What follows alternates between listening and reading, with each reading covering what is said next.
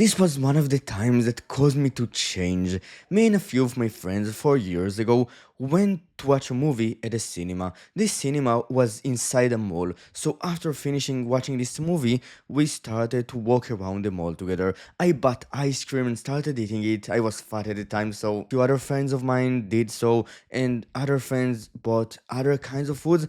Basically, we started eating. After around 10 minutes, we got outside the mall and we just had a good time talking with each other, having a good laugh. One of my friends, that asshole, took a photo of me while eating that ice cream, and at the time I didn't fully realize I was fat because I got fat during the corona lockdown, and before that I was fairly lean. And when I saw this photo, it fucking hit me hard. I felt a lot of shame when looking at it, but not only that, my friend group started fucking sharing this photo with each other as a joke, and we laughed at each other, right? I took other photos of other people. You probably have felt this feeling sometimes when you think that you look pretty decent, but then one of your friends take like a very embarrassing photo of you, and it just hits you hard. That's the kind of feeling that I felt. And after a few weeks, I didn't do anything about it. After a few months, or even a year from that point, I was watching that CSGO live stream, and that streamer started talking about fitness. He started to train the gym at the time. When I listened to him, I didn't really want to admit it, but I let my fitness down even more. I got in an even worse shape, and when he talked about it, it hit me. I should start taking care of fitness. I didn't really do anything about it for 3 weeks. I was consistently eating pretty bad foods. You have probably seen these massive bags of Cheetos, like the 200 and 300 grams bags. I was eating them on an almost daily basis. But after 3 weeks, I remember scrolling on TikTok and watching that motivational video that motivated me to start my journey. That was my day one. For the following weeks and months, I dedicated my life to fitness. Not all of my life, right? I was just doing more. I was learning and I was making progress consistently. After 3 months, I lost most of that excess weight, and after a year, I got in a pretty good shape. But here's the thing, after 1.5 years, I was absolutely shredded. Being shredded is fine for some people. I'm not that kind of person.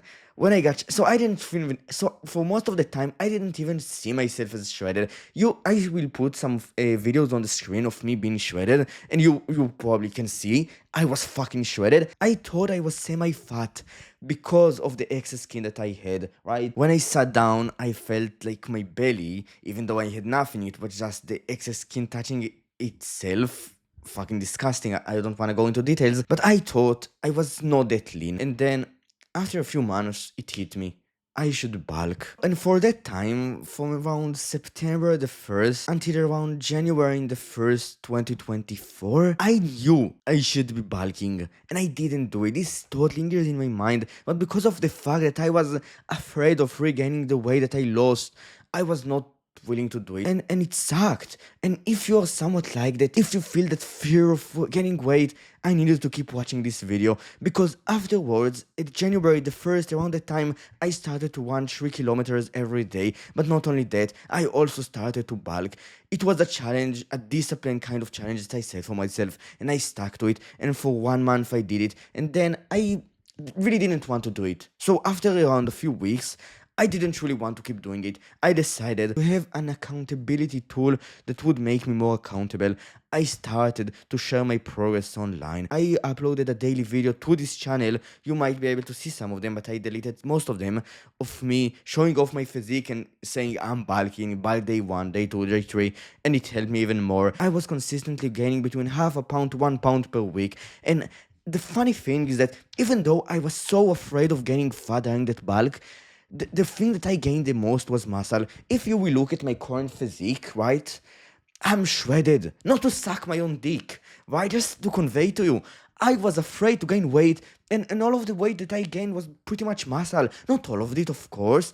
If we look at science, not all of it is muscle. It is pretty much impossible, but a lot of it. And that's what I needed to realize. If you're afraid of bulking and you're pretty lean right now, you're not fat. If you will do it the right way, you will get an amazing physique afterwards. So how do you actually bulk, in my opinion? There are basically three main recommendations I am about to give you that are based on science that should help you gain weight and mostly muscle and not fat. The first one and the most important one, the one that is the actual key, is getting calorie balance correct. Here's the thing. There are three major things that affect your body composition, and their importance is set by this order: the calorie balance, macronutrient balance, and micronutrient balance.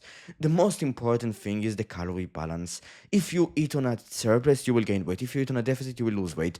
If you will eat on a massive surplus, you will gain a lot of weight. If you will eat on a 250 to 500 calorie surplus, that's basically the sweet spot in which you will gain most muscle and the least amount of fat, especially if you will use the second recommendation of consuming enough protein.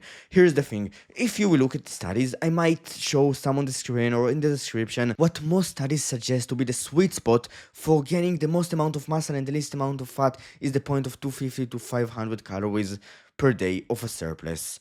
And with protein intake, most studies suggest, when cutting especially, when protein is higher, when protein intake is higher, more muscle is maintained during a cut. I genuinely think that the same logic applies to bulking. When you eat more protein, you maintain more muscle, especially if you consume enough carbs around your workout, so you have a good workout performance. So these are the two recommendations. The third one, and the one that is not related to diet, is to just sleep more. Sleep is the time that you actually build muscle. If you will sleep more, you will build more muscle in some way. Sleep is important, and taking care of it will benefit your muscle gain. Literally, just spend more time in bed. Allocate more time to sleep as much as you can, right? I won't sit here and tell you, sacrifice your life for sleep, bro. If you have a baby crying at home, I won't be the kind of guy who will tell you to neglect your baby. Of course not. Just make sure you can get as good of a sleep as you can, that you don't sacrifice it, and you know, right? You know, deep in your mind. And that's basically it. If you enjoyed this video, you can like and subscribe and tell me, really, I enjoyed this video. If you didn't like it, write in the comments, really, I wanted to make this video, tell me what you did to that, or how you lost weight, or another story about a different time. Just tell me what you want me to make videos about, and that's basically it.